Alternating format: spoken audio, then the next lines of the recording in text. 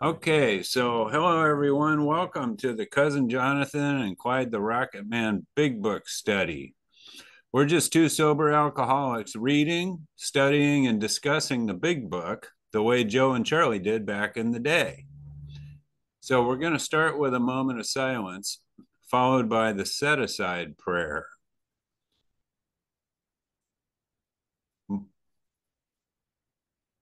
Go ahead, Mo. Moger for recovering alcoholic, set aside prayer. God, today help me set aside everything I think I know about you, everything I think I know about myself, everything I think I know about others, and everything I think I know about my own recovery, so I may have an open mind and a new experience with all these things. Please help me see the truth. All right. Thank you, Mo. So we all have an open mind, clean slate for God to work with. Thank you.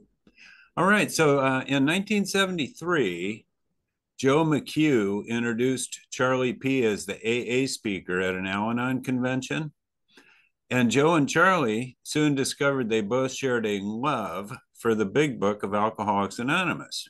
So traveling between their homes to discuss the big book became a regular event.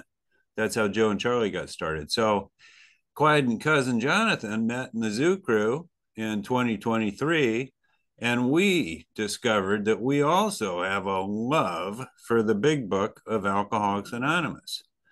So we've been working on this together, studying the big book since then. We love it. And we meet every Sunday from 2 to 3:30 p.m. Eastern in this room. And please have your big book handy to read along with us and take notes and underline and highlight as we read. We're in chapter 4, We Agnostics, on page 50. If you have your big book and a pen or and a highlighter, go ahead and grab those things. So we're recording the audio of this meeting, and we record it every week to share with others on our podcast. So the purpose of this big book study meeting is to help you when meeting with a prospect, which is now called a sponsee, or talking about sobriety in general because you want to be armed with the facts about yourself and the AA program. Freedom from alcohol comes through taking the 12 steps and working with others.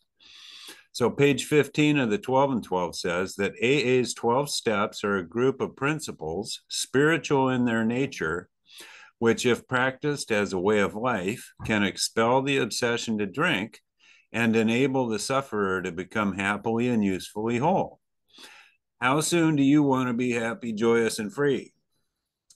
So we suggest that you purchase a copy of the big book for future use. You'll want to underline, highlight, and write notes. Please order your AA literature directly from AA so the money goes to Alcoholics Anonymous and to ensure that you get a good copy. So we are not advocating rushing through the steps. We do, however, highly suggest that you have a sense of urgency in taking the 12 steps and having them become a way of life sooner than later. Pretend this is a matter of life and death. Well, guess what? Actually, it is a matter of life and death. Once again, how soon do you want to be happy, joyous, and free? You can go to our website at thezoocrew.org to order your copy of the Big Book as well as read it online. The Big Book is our basic text and contains the full recipe for recovery. It's impossible to find a loophole in the Big Book that excludes you from being a member of AA. So we're going to get to it now and get back to our study where we left off last week. Here, I'm going to hold on here and mute all.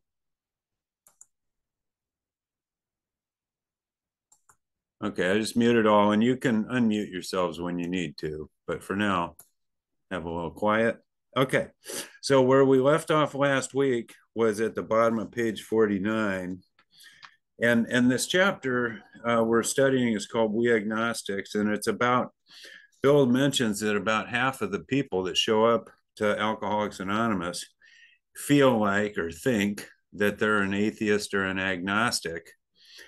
And that can cause, some consternation with certain people about, well, gee, is this a religious program? Is this, what's this spiritual thing? And I don't know about all this, for people new to the program of recovery. And so he wrote this chapter to let us know that don't be worried about it. And he's given us, lots of examples of coming to believe in a power greater than ourselves and being willing to believe. And really, the biggest, most important aspect of this whole chapter is open-mindedness. He just keeps stressing it over and over and over about laying aside prejudice and old ideas and just try something new. And he gives us all these examples of what happens when you just give it a try. So we left off at the bottom of page 49. We're picking up at the top of page 50. And he's telling us, why we should believe in a power greater than ourselves. And he's given us examples. So he's talking about how, having a closed mind, for example, at the top of page 50, let's just read what he says about closed-mindedness. He says, we looked at the human defects of these people. He's talking about, spiritual people, and sometimes used their shortcomings as a basis of wholesale condemnation. It says, we talked of intolerance while we were intolerant ourselves. We missed the reality and the beauty of the forest because we were diverted by the ugliness of some of its trees. We never gave the spiritual side of life a fair hearing. So, is anybody guilty of that? Feeling like just pointing your finger at what he's referring to is you see people that go to church every Sunday and, act like they're devout religious person living by spiritual principles, and yet the guy's having an affair on his wife or cheating in business or he's rude or has some issues. So you just point and say, see, this is a bunch of BS, this spiritual and religious stuff. Just because a few people, some people, let's be honest, are like that. They claim to be God-fearing people. And then you just say, well, see, the whole basis of the spiritual side of life and the religious thing is all bad. And I'm not even going to consider it. Anybody guilty of that? I was before I got here. That's exactly how I felt. It's what my dad raised me as, a finger pointing, hey, these guys are a bunch of hypocrites. Anybody else have any experience with that? Yeah, so we have just FYI, we use 90-second shares here. So I'm going to ask Barbara to come on in and share with us. Hi, everybody. My name is Barbara, and I'm an alcoholic, and I absolutely felt this way. This is one of the main reasons why this chapter is my favorite chapter in the book. I actually went so far as to start off as a philosophy major in college because I felt so strongly about this. And I was quite, as this chapter goes on, it's like, for me, it's just reflecting many, many ways that I had felt prior to coming into the program. And the wholesale condemnation, I mean, that's where I was when I came in. I was soulless. I did not have a higher power other than myself. And that's why I just absolutely love this chapter so much because it saved my life. That's all I have to share. Thank you so much for letting me share. Great. Thank you, Barbara, for coming in and sharing with. Whoops. Okay. Hey, Matt. Come on in, brother Matt.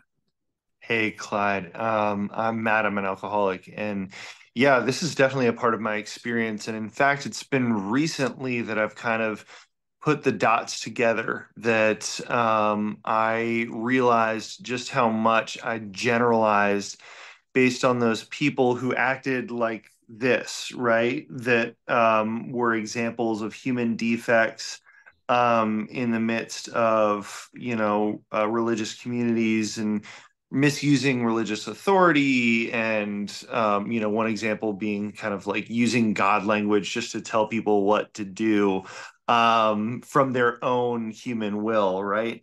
And generalizing that as a reason why I, even in my line of work, would try to divest myself of any and every authority that I have, right? And instead coming to find that I need to look at people who use their authority in a healthy way to build other people up and to be, the good kind of person who uses their authority, right, to help other people.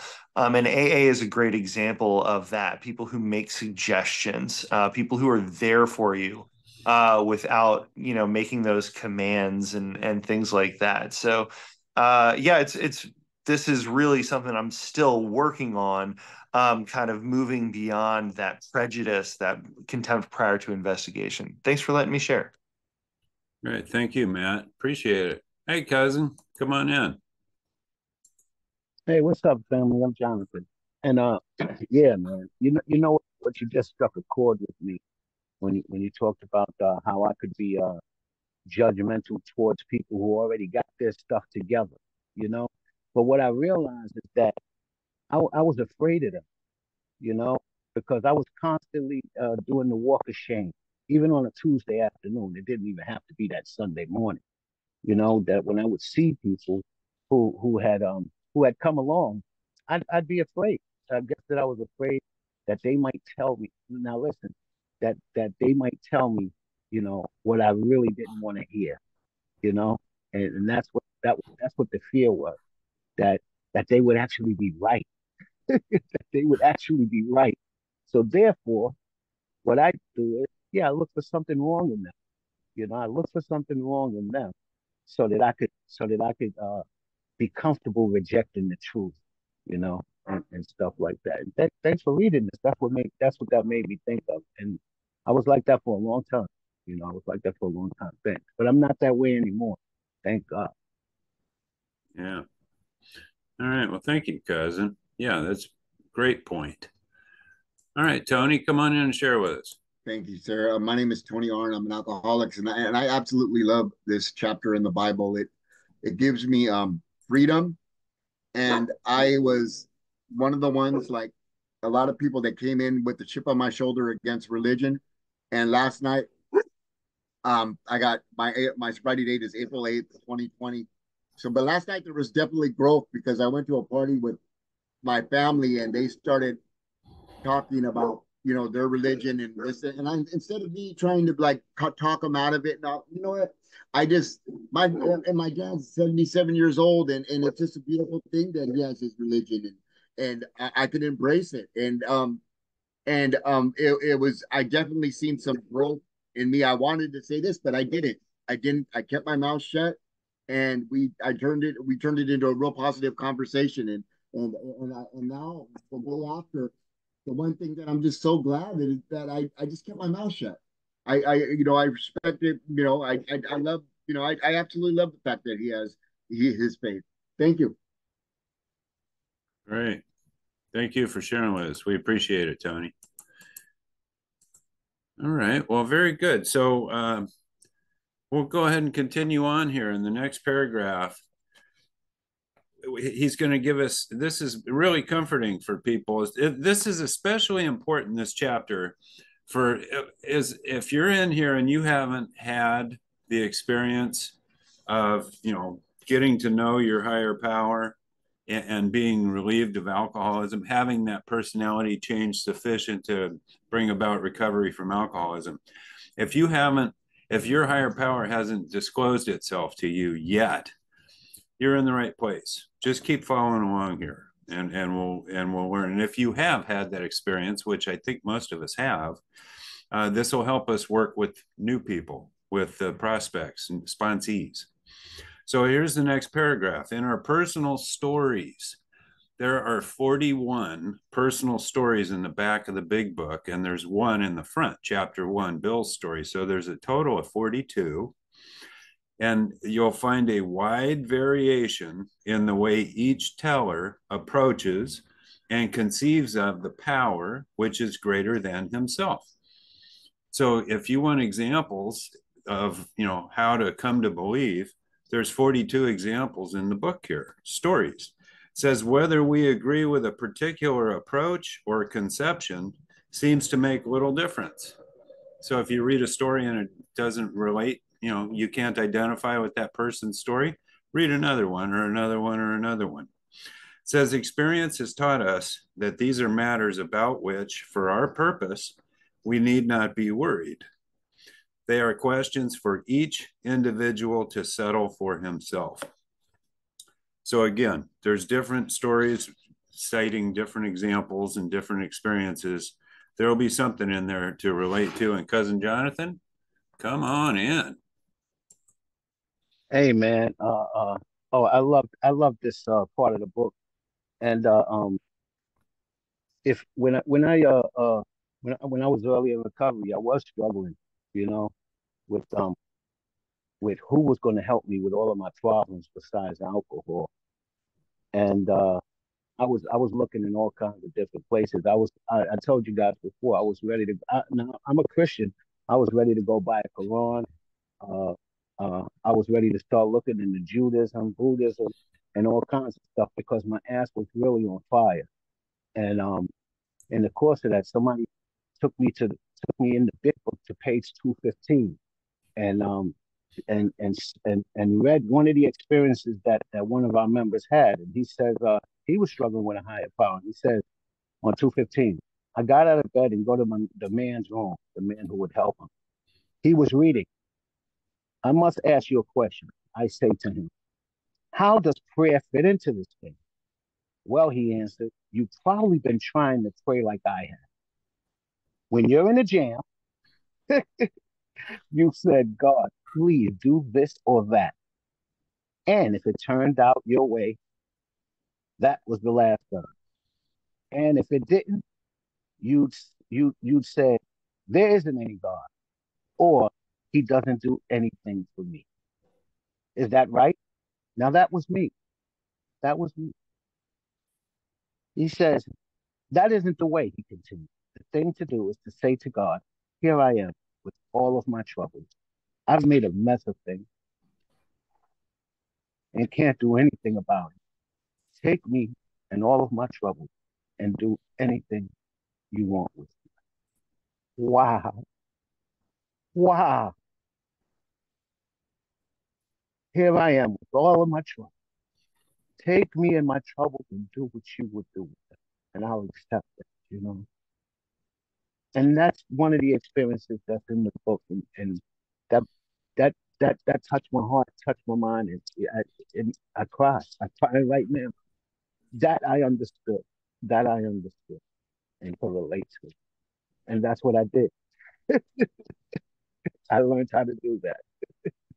Just take me in my trouble and you do what you want with it. And I'll accept it. Thank you. Thank you, Cousin. And I just want to continue. That's a beautiful story of your experience. Thank you for sharing that with us. And this is an example of what Bill's talking about. They're relating their experience to us and how they came to believe. Here's this man's second step. This is our Southern friend, Fitz. This is our friend's second step experience. He says, actually, this is his spiritual experience. Spiritual awakening. It says, I tumble out of bed onto my knees. I know not what I say, but slowly a great peace comes to me. I feel lifted up. I believe in God. I crawl back into bed and sleep like a child. Isn't that amazing? That's what happened to him just by changing the way he prayed.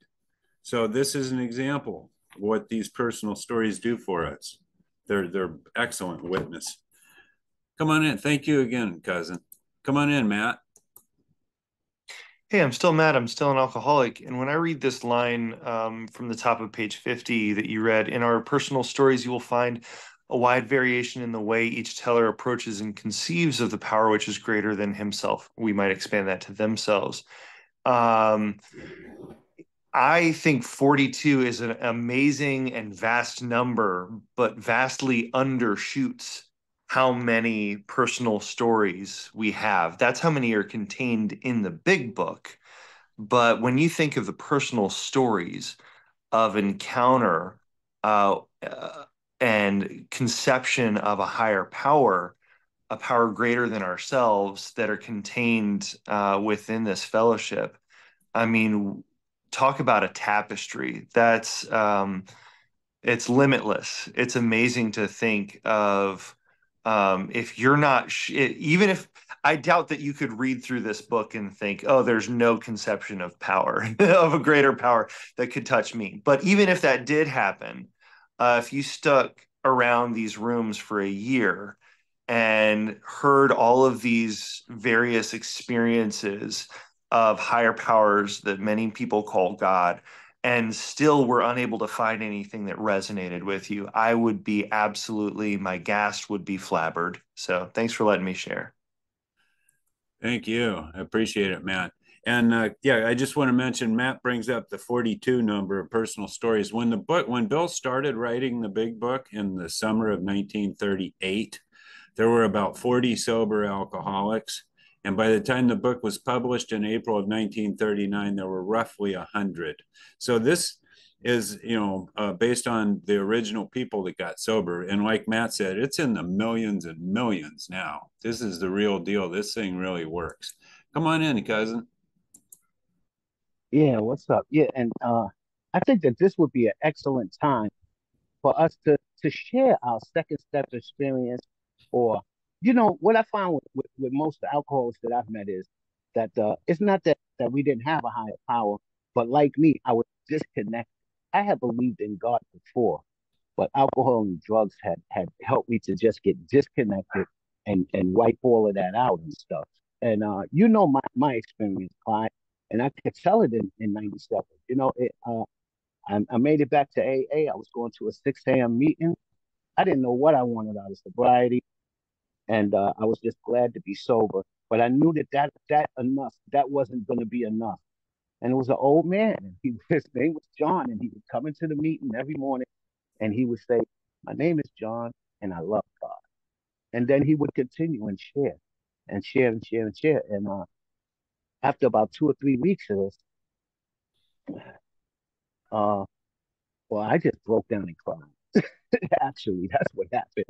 And the reason why was because I knew that that's what I needed, and that's what I wanted. You know, of course, I wanted silver and gold and all the nice stuff, but I knew that I needed to get in touch with God in order for anything else to happen. And I actually got up that day and I started walking around the house just saying, "I love God. I love God," even if I didn't know if I mean it. Check that out. I'm being honest. Until something happened, until something happened, and it did happen. And I could say I love God today, and that's my whole eulogy, man. That's my whole life, you know. If I drop dead tomorrow, man, just step up to the podium and say he loved God, and that would be enough for me, you know. Thanks for letting me share.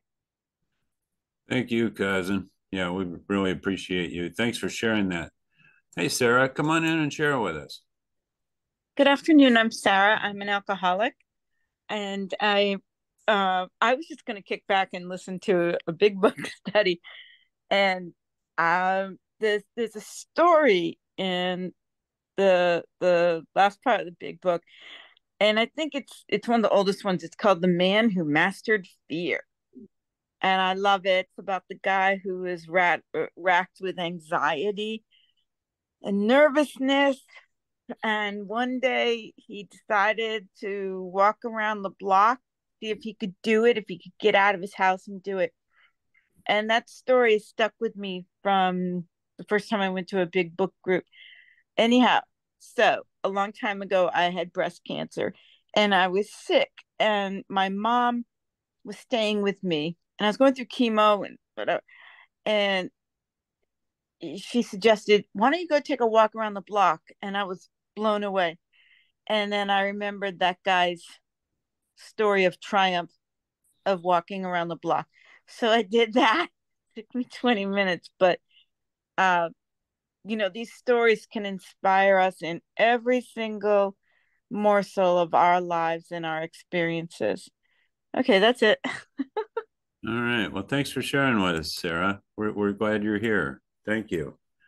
Yeah, so I can tell you my experience with having, so first of all, a spiritual awakening, they tell us exactly what it is. On page 562, Bill tells us in the chapter, I'm sorry, 566, 567, gee, in the appendix. And it says in the first paragraph, the terms spiritual experience and spiritual awakening are used many times in this book, which, upon careful reading, shows that the personality change sufficient to bring about recovery from alcoholism has manifested itself among us in many different forms.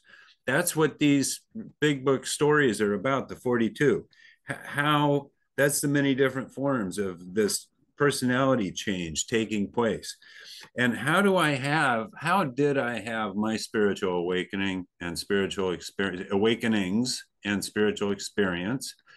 It was by applying the spiritual principles of the program. I used spiritual principles, began implementing those. That's what the steps are: honesty, humility, hope, service, faith, willingness, love. I'm applying the spiritual principles of the program, and then that's where God reveals himself to me and does this transformation in me, and that's how I have this spiritual experience. So that's what's happened to me. Who else wants to share about your coming to believe in the changes that have taken place in you? And we're going to read more about it, by the way. In fact, here, before we do that, let me read the next paragraph for us, and then we'll get some more shares. Listen to this. So he's telling us about these personal stories in the back and how they're each different. Listen to this. Next paragraph. On one proposition, however, these men and women are strikingly agreed. Every one of them has gained access to and believes in a power greater than himself. This power has in each case accomplished the miraculous, the humanly impossible. As a celebrated American statesman put it, let's look at the record. And you know what? Let me just read the next paragraph and then we'll open it up, because this is big stuff here. This is like what the whole program is all about. And this is what happens to us. It says, here are thousands of men and women, worldly indeed. They flatly declare that since they have come to believe in a power greater than themselves, to take a certain attitude toward that power, and to do certain simple things, there has been a revolutionary change in their way of living and thinking. In the face of collapse and despair, in the face of the total failure of their human resources, they found that a new power, peace, happiness, and sense of direction flowed into them. This happened soon after they wholeheartedly met a few simple requirements.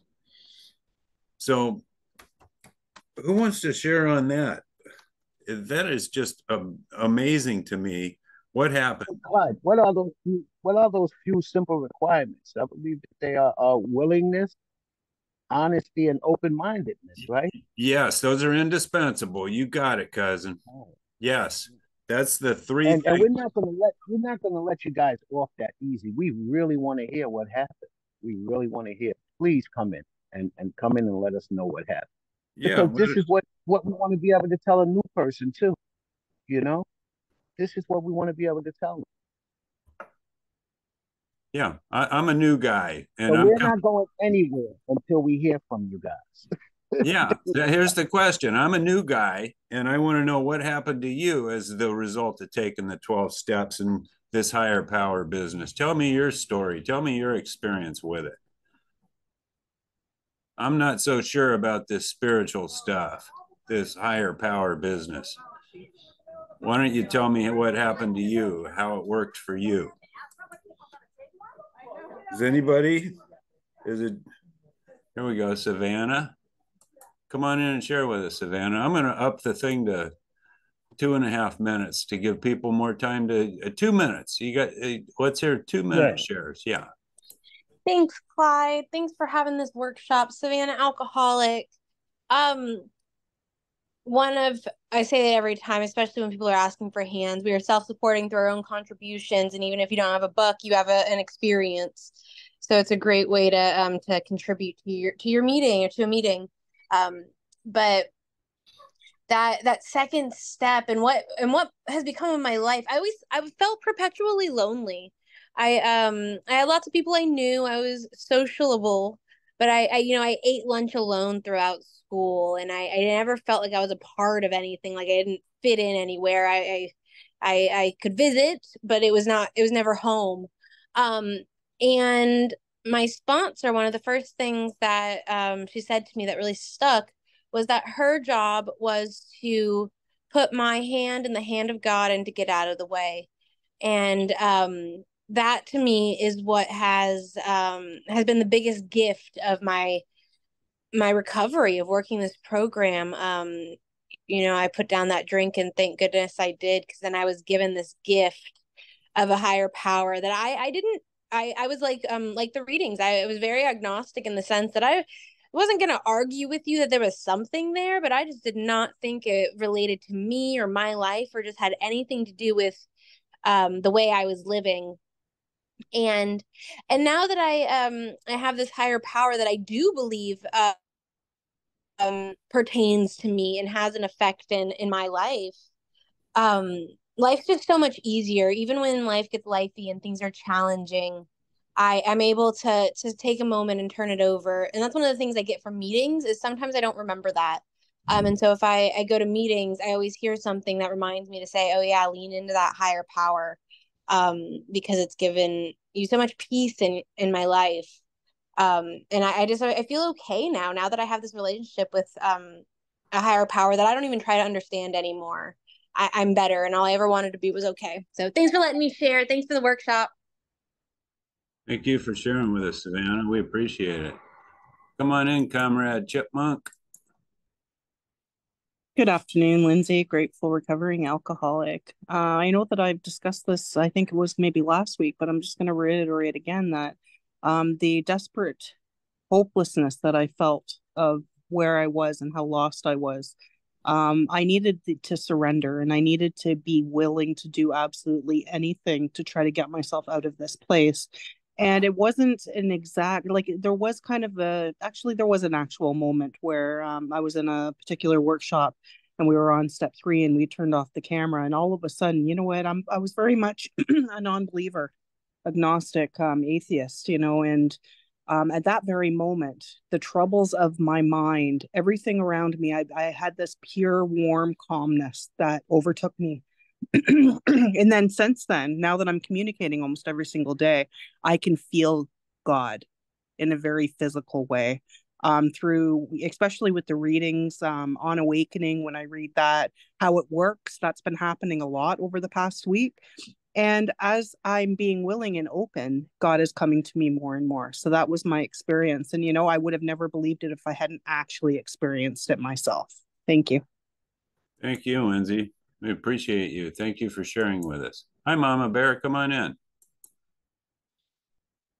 Thank you, everybody. Loretta Mama Bear is definitely an alcoholic.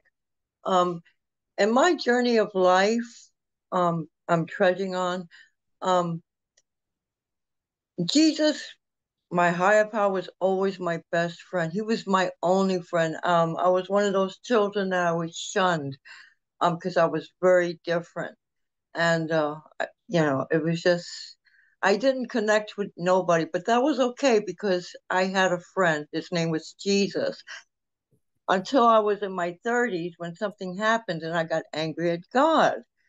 And I got so angry at him, I said, a couple of beers won't hurt.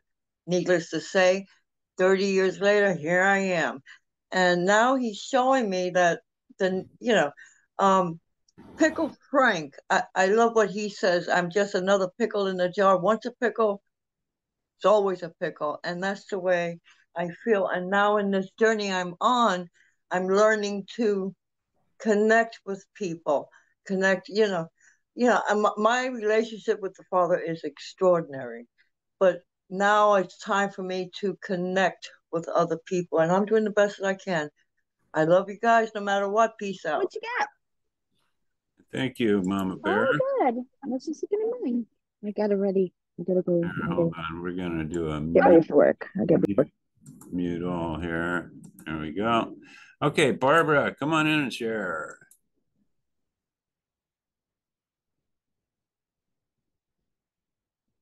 Barbara, are you there?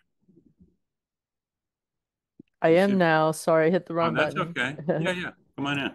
Hi, I'm Barbara and I'm an alcoholic. Again, this is my favorite chapter. The line, in the face of the total failure of their human resources, they found that a new power, peace, happiness, and sense of direction flowed into them. I can give a very recent experience because I've been sober a very long time, and I only found the Zoo Crew in January. And since January, my life has changed completely. I have dropped 50 pounds. That's one thing. I have left my job of 26 years to do to start my own company and be a consultant.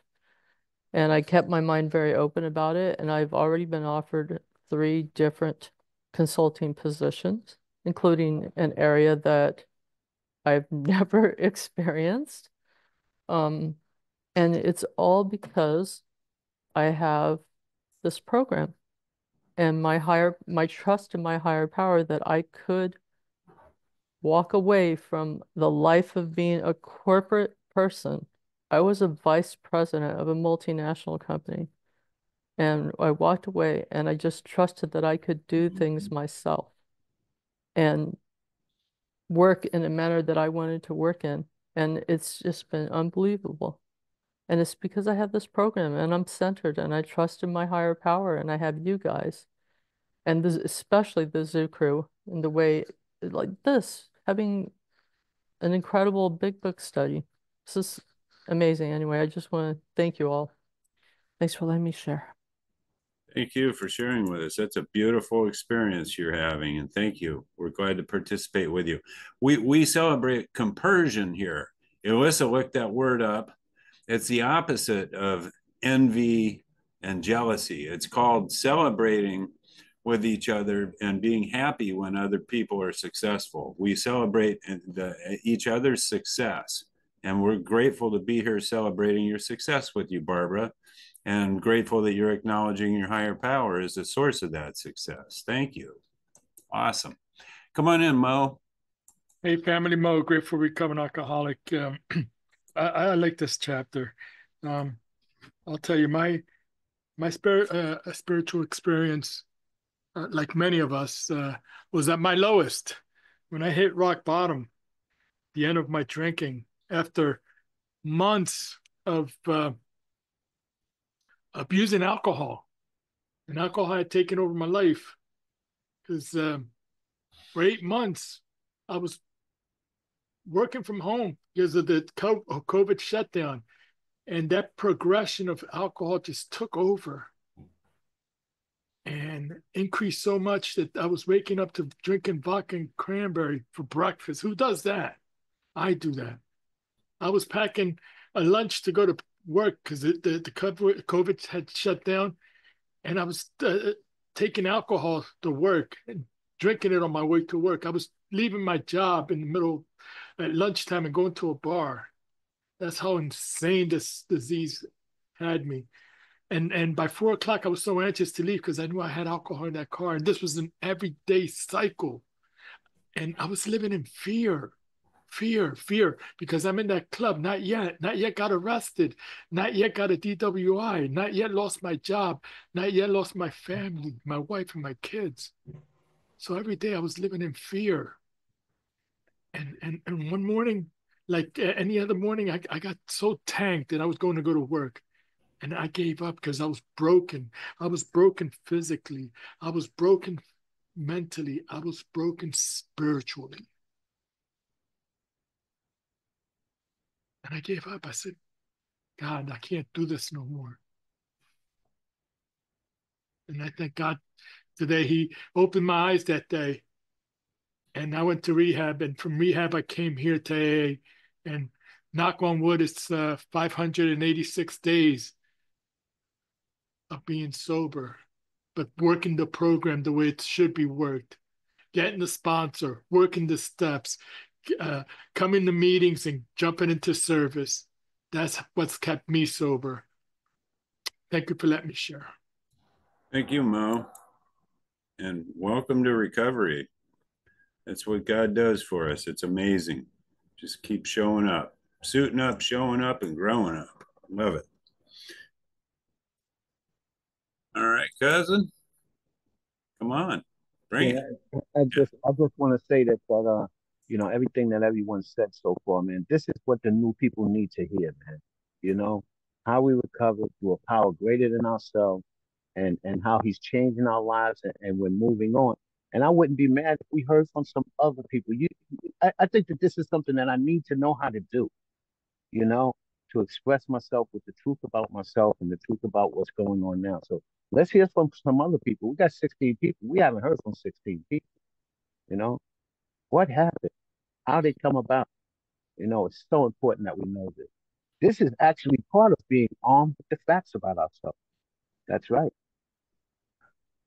It is. It's an important part of being armed with the facts. We need to be able to tell our story with conviction. In my humble opinion, our higher power wants us to be able to explain to people, you know, why we have the faith and hope and love and support. And he wants our higher power, my higher power wants me to share what he has done for me.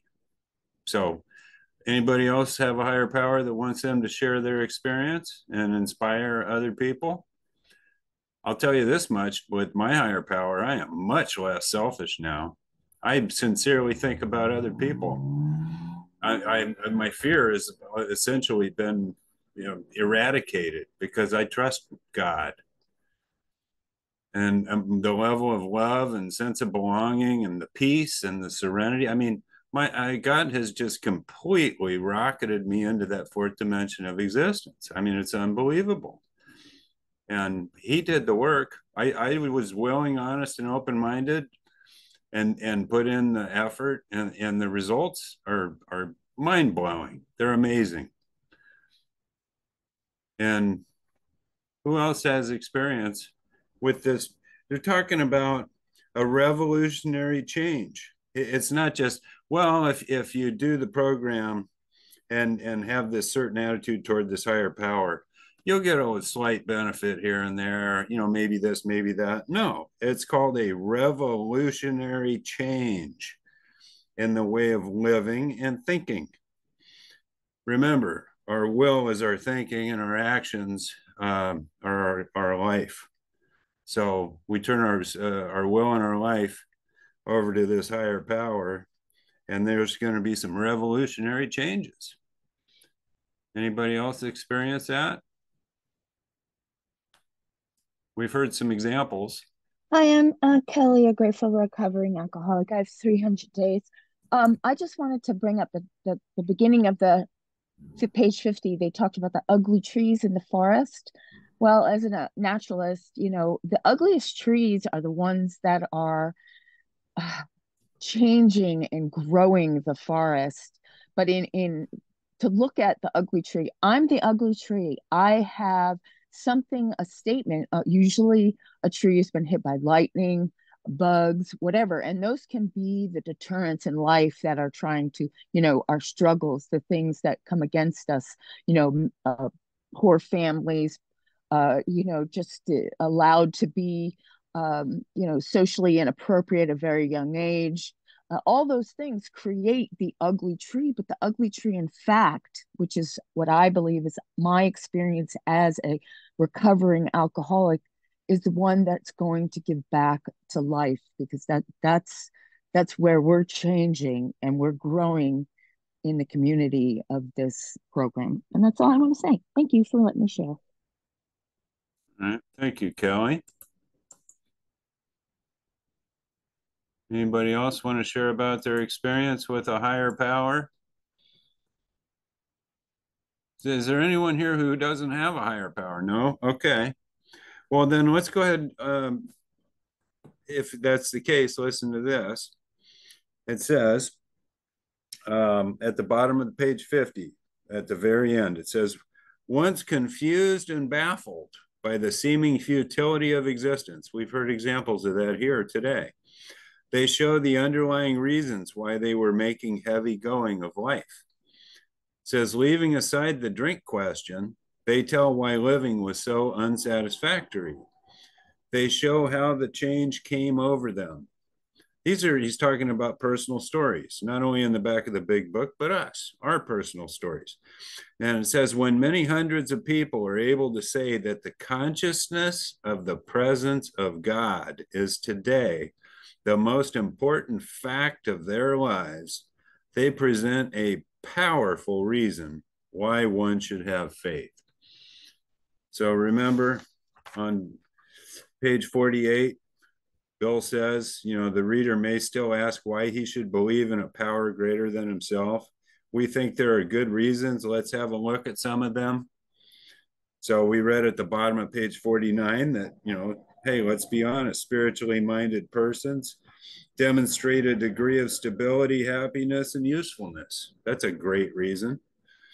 And then another one is this revolutionary change in their way of living and thinking.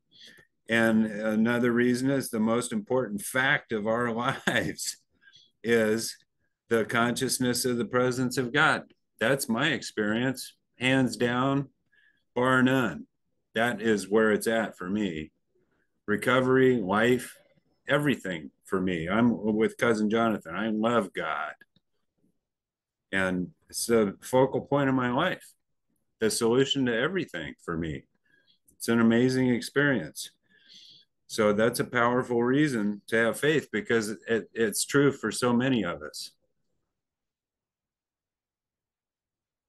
Any comments? Okay. So we'll continue reading here. We're studying the big book. If you hear something, we'll read one paragraph at a time. So now Bill's going to shift gears a little bit. That was a lot of really inspiring, uplifting reasons to have a higher power, and what happens, when we get the transformation from our higher power. Now he's going to change gears on us a little bit here and says, this world of ours has made more material progress in the last century than in all the millenniums which went before. Almost everyone knows the reason.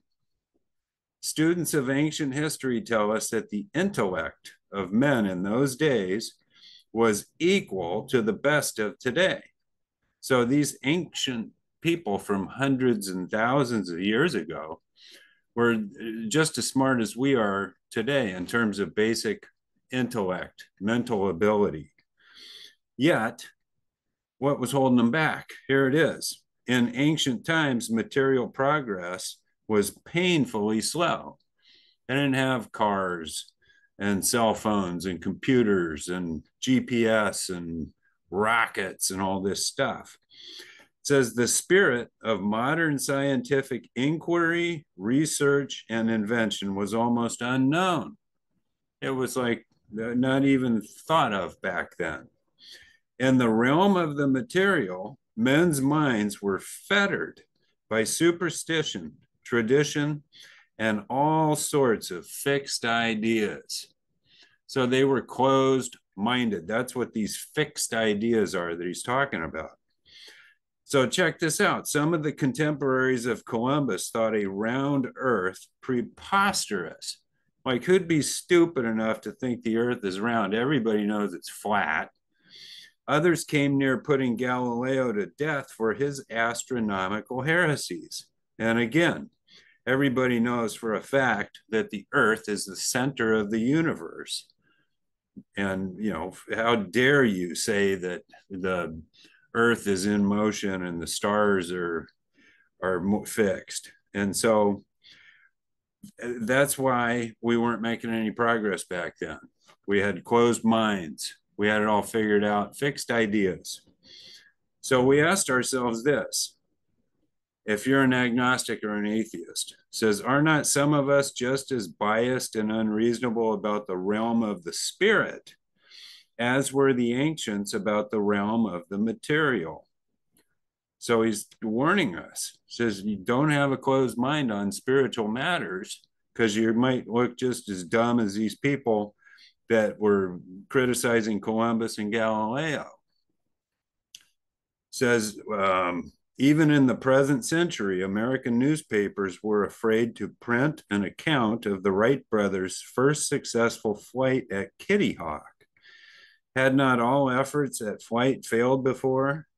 Did not Professor Langley's flying machine go to the bottom of the Potomac River? Was it not true that the best mathematical minds had proved man could never fly? Had not people said God had reserved this privilege to the birds? Only 30 years later, the conquest of the air was almost an old story, and airplane travel was in full swing. So you go from this closed mind to experimenting with something new, opening your mind a little bit. Now you've got airplanes. You can fly all over the world. It was completely unthinkable. Literally, people had their mind closed. They wouldn't even consider it. They wouldn't even think of it. And then you get these guys that decide that, hey, you know what? Maybe it's possible. Let's give it a try. Open their minds, and voila, it happened. So, but in most fields, our generation has witnessed complete liberation of our thinking. So that's good, see? Liberation of our thinking. So Bill's making a comparison here from the material world to the spiritual world. So think about, open our mind to spiritual matters is what he's saying. That's the story here. Show any longshoreman a Sunday supplement describing a proposal to explore the moon by means of a rocket, and he will say, I bet they do it. Maybe not so long either. So there's some open-mindedness there. Is not our age characterized by the ease with which we discard old ideas for new?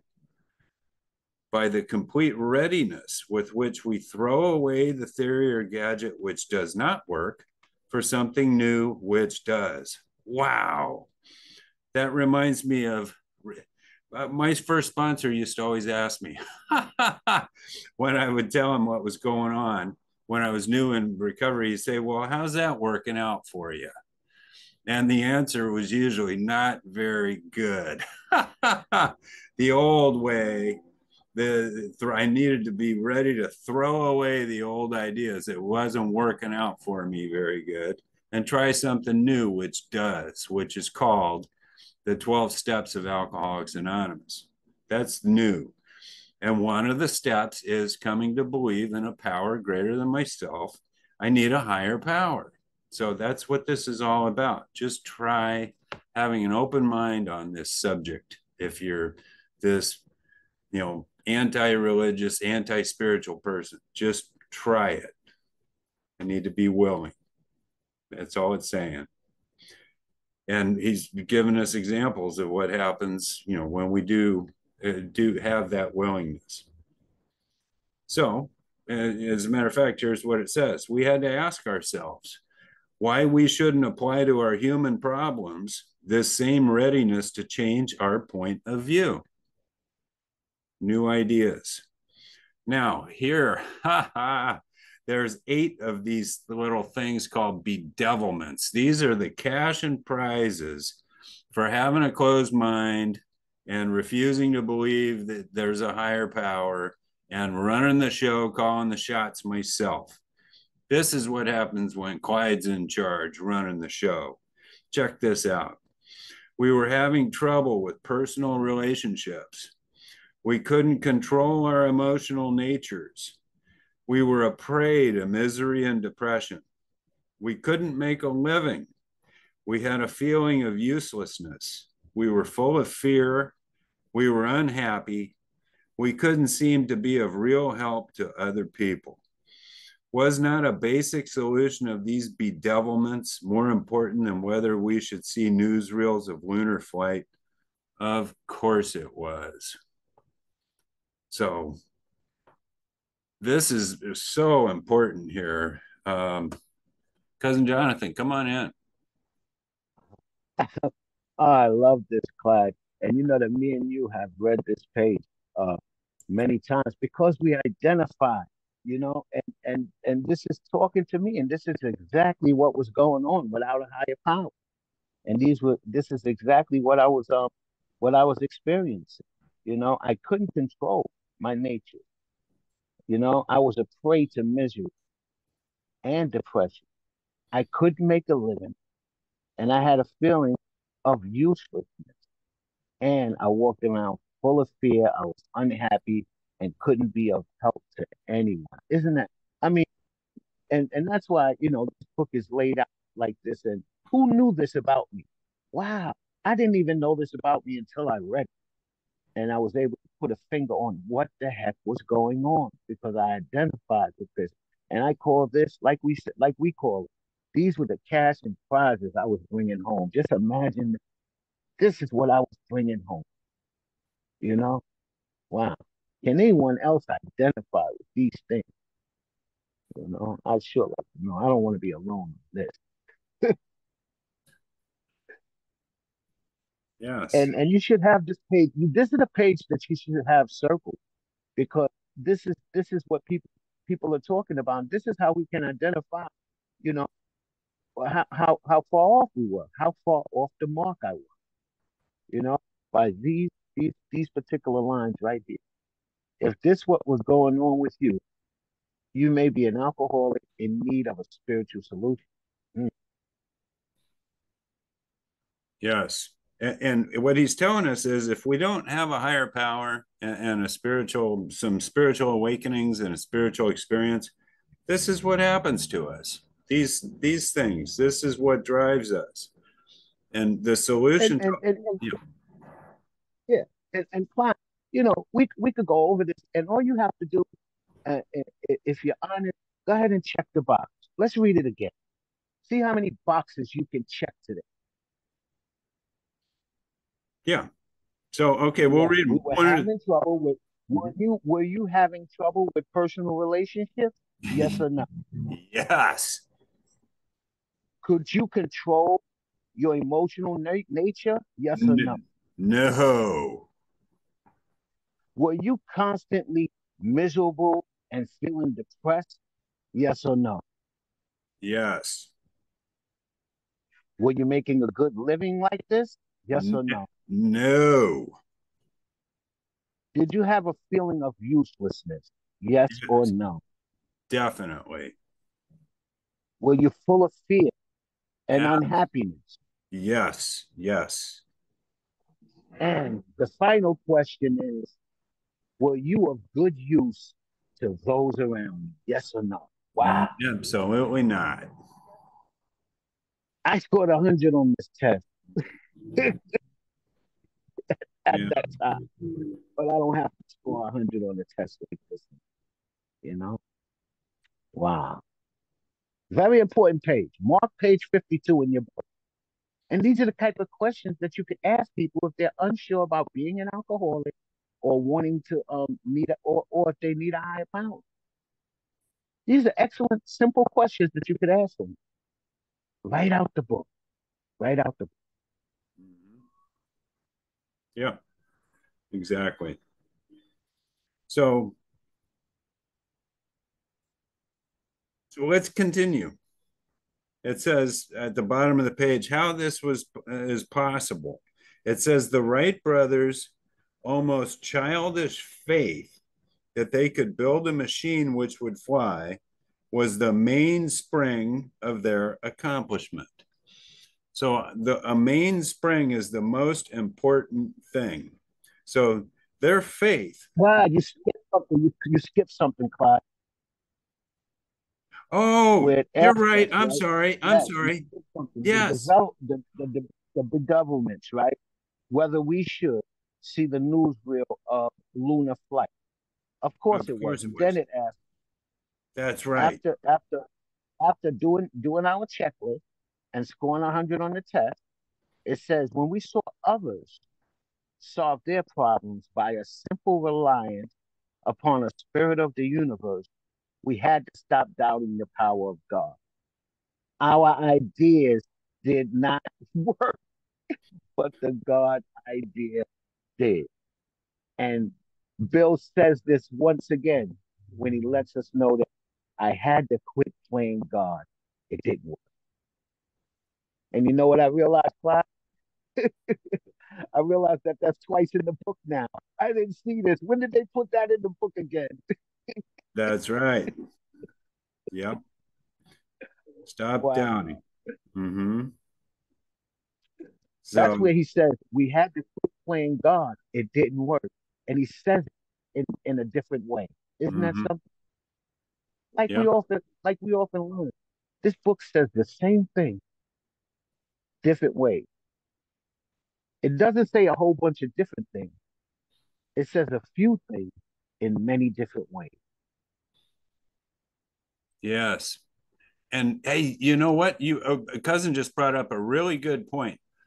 It's pretty well known. It's a fact that professional athletes happen to be extremely talented at the fundamentals. They do the fundamentals of whatever sport they're in better than anybody else. It's not because they have all these advanced techniques, 20 different things. It's because the fundamentals, they are really, really good at it. And that's what Bill does here in the big book.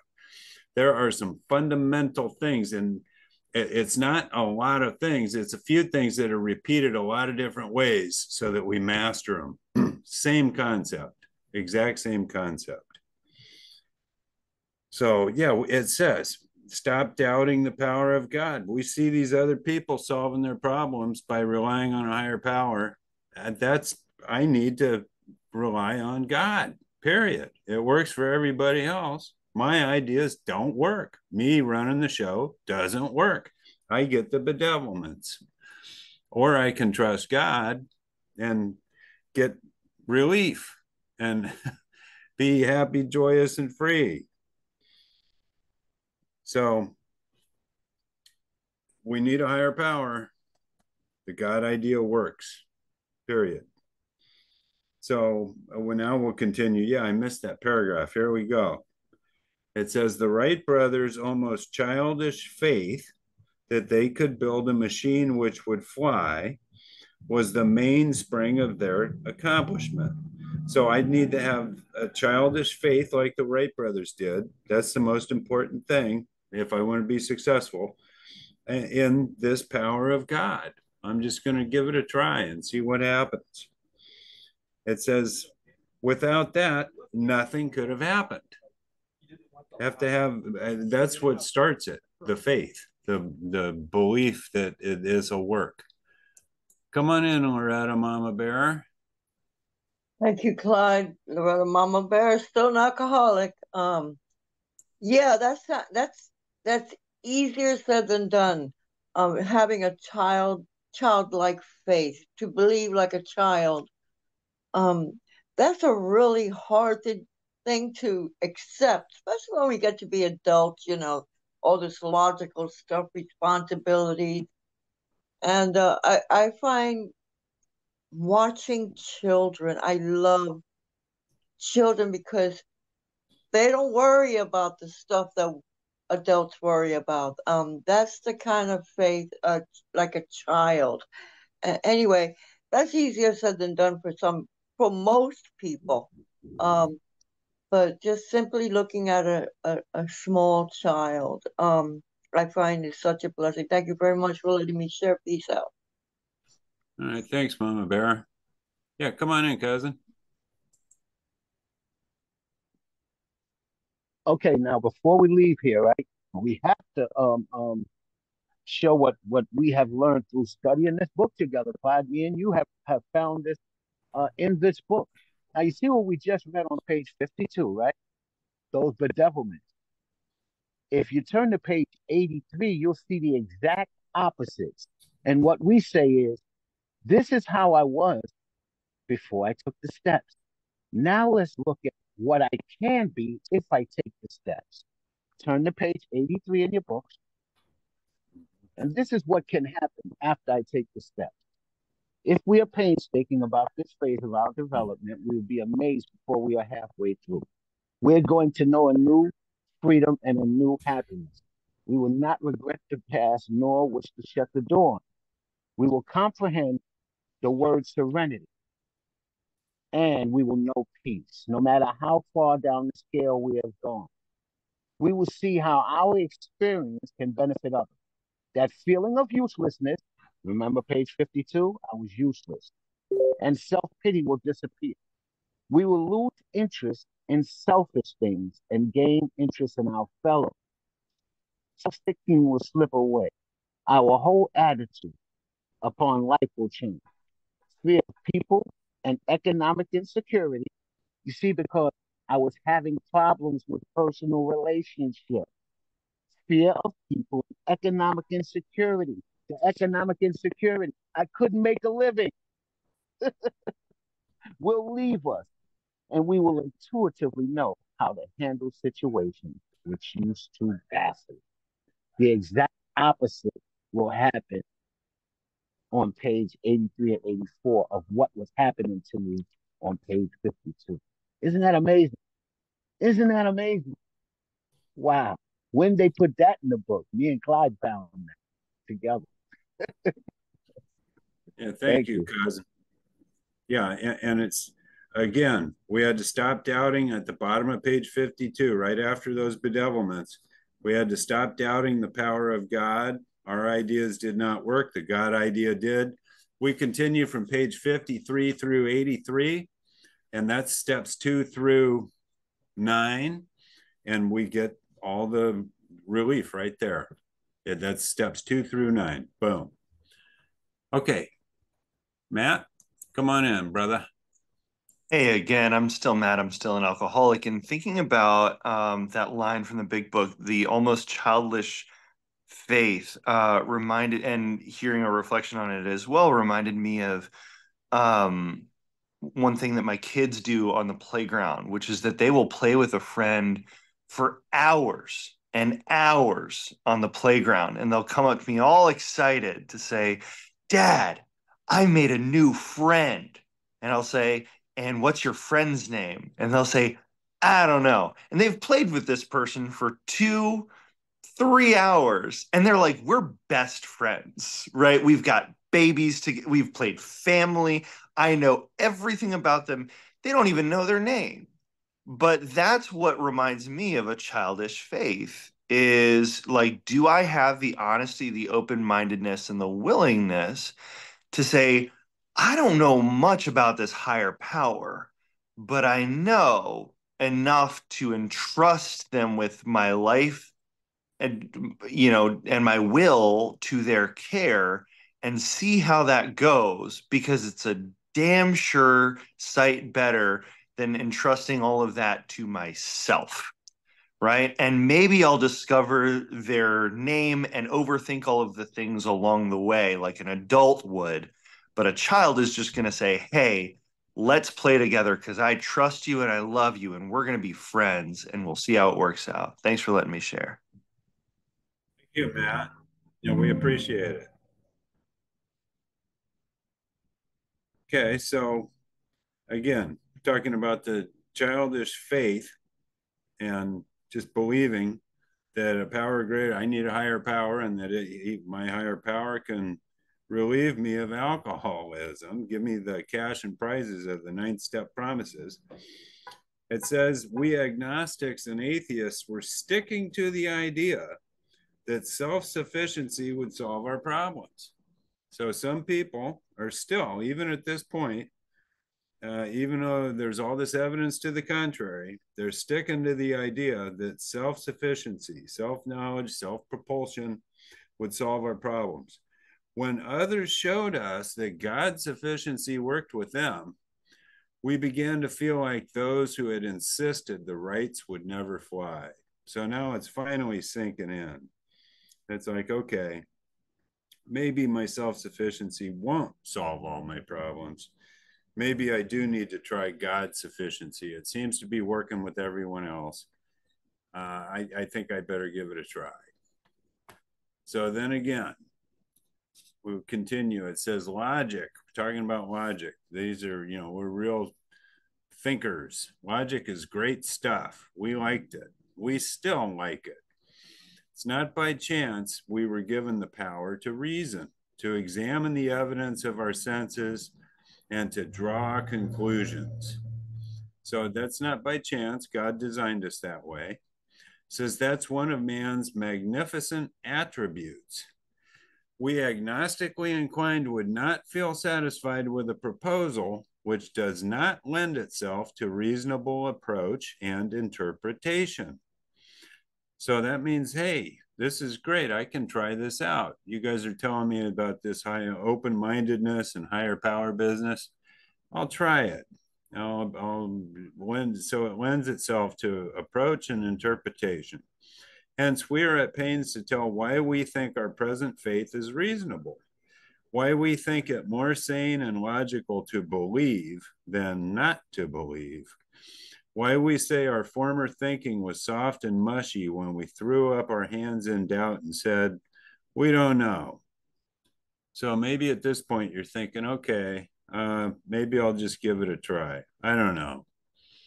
Self-sufficiency, God sufficiency, higher power, spiritual approach. I don't know. Maybe I'll just try it. That's what he's saying here. I just have an open mind and give it a try. So he says, when we became alcoholics, crushed by a self-imposed crisis we could not postpone or evade, we had to fearlessly face the proposition. Okay, it's time to face up. There's no getting around it. We have to deal with it now. We have to fearlessly face the proposition that either God is everything or else he is nothing. God either is or he isn't. What was our choice to be? So that's a legitimate question. Either God is everything. God isn't sometimes God and sometimes not. Either God is or he isn't. Period. It's that black and white. So we need to ask ourselves, what's our choice? So arrived at this point, we were squarely confronted with the question of faith. So it's time to get honest with ourselves and believe what we believe. It says we couldn't duck the issue. You can't just tiptoe around this. You can't just bury it in your, stuff it down, as they say. You need to face the issue, period. Can't be ducked. Some of us had already walked far over the bridge of reason toward the desired shore of faith. So we want to have faith. Some people, agnostic, atheist, want to have faith, but we're still using our reasoning, cognitive tools in our brain, and we're thinking this stuff through. It says, the outlines and the promise of the new land had brought luster to tired eyes and fresh courage to flagging spirits. Friendly hands had stretched out in welcome. We were grateful that reason had brought us so far. So I'm thinking this through, but somehow we couldn't quite step ashore. Dang. Says perhaps we'd been leaning too heavily on reason that last mile and we did not like to lose our support. Some people are really stuck on this self-sufficiency, self-propulsion thing, and they want to continue to figure things out on their own. And they're close to taking the leap of faith here to their higher power, but they just can't quite get there. They want to hang on. That's who he's talking about here. Says that was natural, but let us think a little more closely. But without knowing it, Had we not been brought to where we stood by a certain kind of faith? So he's saying, well, even though you think you're using, your mental faculties and self-sufficiency and self everything with your mind and your brain, you've been operating on faith, whether you know it or not. It says, for did we not believe in our own reasoning? Did we not have confidence in our ability to think? What was that but a sort of faith? It says, yes, we had been faithful, abjectly faithful to the God of reason. So in one way or another, we discovered that faith had been involved all the time. So for people who think they don't have faith, have never had faith, you do have faith. It just happens to be, instead of in a higher power, it's in yourself. It's in your own logic, your own reasoning, your own thinking. That's what you've had faith in. That's what he's telling us. It says, we found too that we had been worshipers. What a state of mental gooseflesh that used to bring on. Had we not variously worshiped people, sentiment, things, money, and ourselves? And then, with a better motive, had we not worshipfully beheld the sunset, the sea, or a flower? Who of us had not loved something or somebody? Who of us had not loved, how much did these feelings, these loves, these worships have to do with pure reason? Little or nothing, we saw at last. So he's telling us we don't have to overthink everything and analyze and figure everything out. Faith and love and worship are like emotions. They're on a different level than our thinking brain that we're stuck in. It says, little or nothing, we saw at last. It says, were not these things the tissue out of which our lives were constructed? Did not these feelings, after all, determine the course of our existence? It says it was impossible to say we had no capacity for faith or love or worship. In one form or another, we had been living by faith and little else. So if you're afraid of using faith in a higher power, you've been using faith all along. Come on in, cousin. Yeah, this is great. And this is what we found too, Clyde. In this book, this is probably the most intellectual part of the whole book, pages 52 through Yeah. 58. Yeah. You know, and so this deserves to be read over and over and over again. I still don't understand, but I still don't understand. But I keep reading it with you guys. I keep reading it with you guys, and I think that this would be a good place to stop today.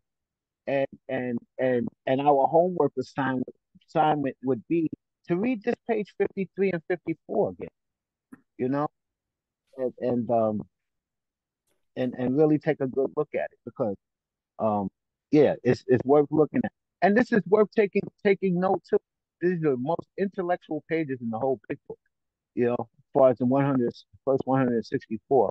And the rest of it is a lot of instruction, and this is where Bill really shows that he can write, you know. And if you read the book, you'll see that too. We found that, right, Clyde? Yes. Yeah. So, yeah, this is a great place to stop, because we only got a few minutes left. But let's come in and talk about this for a few minutes. I'm so grateful and glad that I was here today, and you guys read this with me. Yeah. So Weren't we worshipers of something? Weren't we worshipers of something? That's another hard hitting fact that I didn't want to look at. But when the book, weren't you worshiping something, John? You know, yeah, uh, it, it was it was material things. Sure, it was money. It was yeah, looking for love in all the wrong places. It was alcohol. It was drugs. It was all of those things. I was worshiping them because I was believing in them more than I was believing in anything else. You know, mhm. Yeah. that is a form of worship. Yeah. Top priority. Yeah. That's worship. Top priority. Putting it above everything else. Okay. Yeah, I like your And idea, that's the cousin. simplest way to put worship. If you wonder if you were worshiping, other things, people, places, or things, all you have to say is, "Well, I put in them above myself and everything else." That's worship right there. Putting it above myself and everything else. That's it. Yes. So that's a good homework assignment for everybody. Next week, study up on pages from the bottom of page 52 after the bedevilments through what we just read through page 54 and the top of page 55. And yeah, this is very intellectual. And so that'd be good for us to do a little research on exactly what the point is here that Bill's trying to make and what he's trying to teach us here. This is all very important. It's not in here by chance. So let's ask God to help us figure out exactly, what the message is here. So good. I like it. And like we always emphasize, we want you guys to come in here and this is our book study. We want you guys to participate and bring something new to this thing, and that's what we love about this. Please go do some homework, get some answers, and come and tell us. We want to know. Wait, we want to know. We want to know. All Yes. together, we want to know. So yeah. Yeah, we do. Go and do that. We welcome you to do that. All right. Okay, Anyone want to share? Yeah, if anyone wants to share Anyone about got before we share? wrap it up,